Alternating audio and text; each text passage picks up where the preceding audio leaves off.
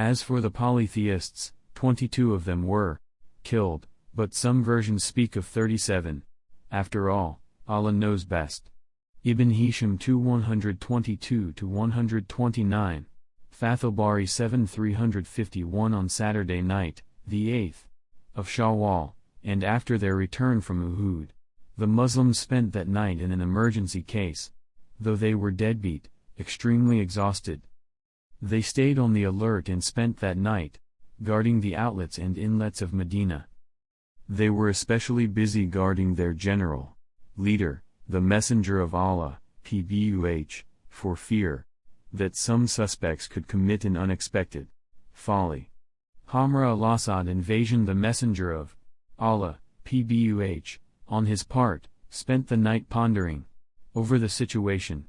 He feared that the idolaters might think, while they were still on their way to Makkah, of reversing their way and diverting to Medina after they had realized that they had availed nothing of that victory.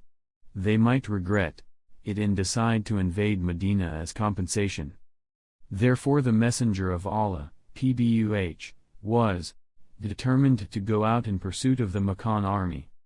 The Prophet, PBUH, called out unto people and ordered them to march to encounter the enemy of Islam. That was on Sunday morning, the next day, to Uhud, the 8th of Shawwal. He said, "Nobody will march to the fight except those who have already participated in Uhud fight." Abdullah bin Ubay said, "I will march out with you." "No," said the Prophet, PBUH.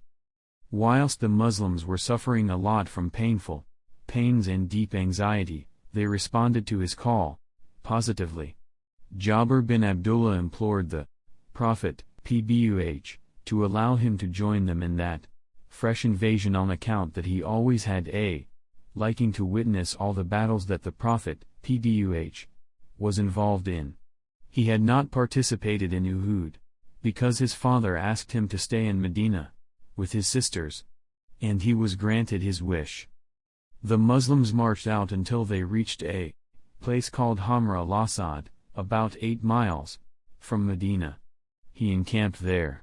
In that place, Mabad bin Abi Mabad came to the Messenger of Allah, PBUH, and professed Islam.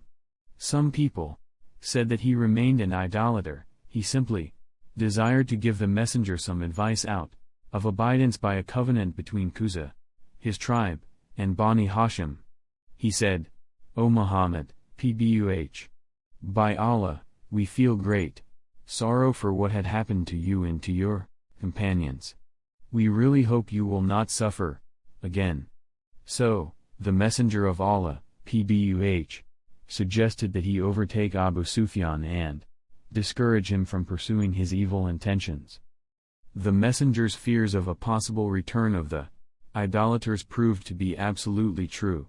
For no sooner had the idolaters dismounted and encamped at Ar-Raha, a place 36 miles from Medina, than they started reproaching one another. A group of them said to another one, "You did nothing. You broke down their force but you left them